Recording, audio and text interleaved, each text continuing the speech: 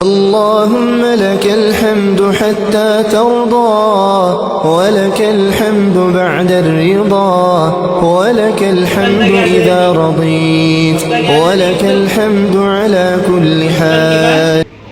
بچپن تک یاد رہتی تو جو سنایا جاتا بچپن میں ذہن صاف رہتا، جو ڈالا جاتا ہے اس کو الگ محفوظ کر دیتا ذہن.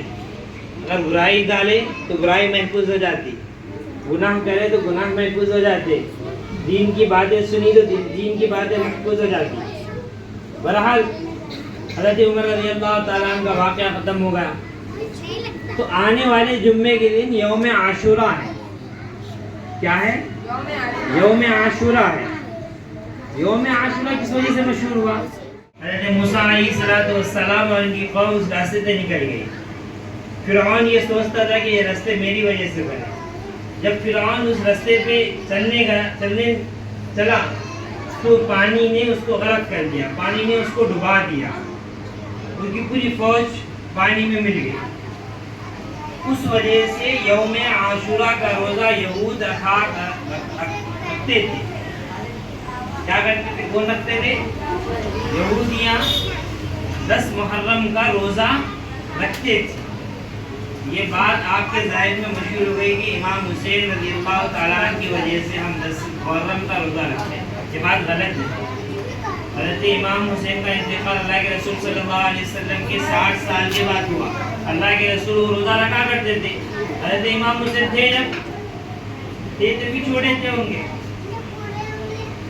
حضرت حسین رضی اللہ تعالیٰ عنہ کی خوش قسمتی ہے کہ 10 محرم میں ان کو شہادت کیا گیا. ایک عجیب الگ چیز ہے.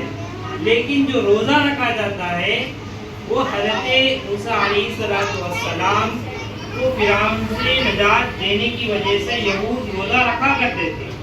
اللہ کے رسول صلی اللہ علیہ وسلم کو یہ بات معلوم ہوئی تو اللہ کے رسول نے صحابہ سے فرمایا ہم یہ موسیٰ علیہ السلام تو ہمارے بھائی ہیں، ہم ان سے زیادہ محبت کرنے والے ہیں، ہم بھی روزہ رکھیں گے.